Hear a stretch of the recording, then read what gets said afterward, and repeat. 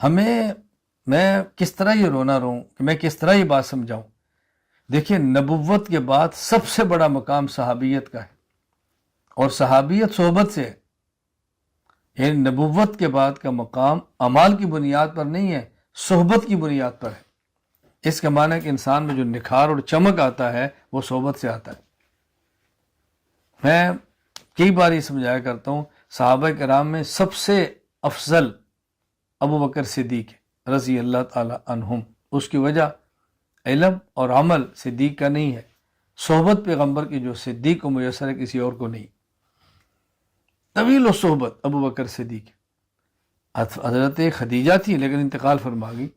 طویل و صحبت صحابہ میں ابو بکر صدیق ایک، اور سفر حضر میں ساتھی صدیق ہے. پھر چار پشتے ابو بکر صدیق کے والد، ابو بکر، آپ کا بیٹا، پوتا، 4 نسلیں صحابی ہیں. یہ واحد ابو بکر صدیق. نمبر 4، جس شخص کو قرآن کریم نے صاحب کہا وہ ابو بکر صدیق ہے. اذ یقول لصحابی لا تحزن. ان 4 میں کوئی ان کا شریک نہیں. پتہ ہے کتنا بڑا اعزاز ہے.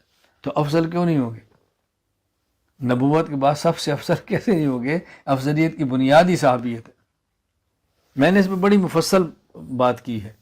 انبیاء میں افضلیت کی بنیاد علم ہے، اور صحابہ میں افضلیت کی بنیاد صحبت ہے.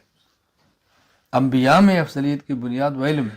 تلک رسل فضلنا بعضهم علی بعض.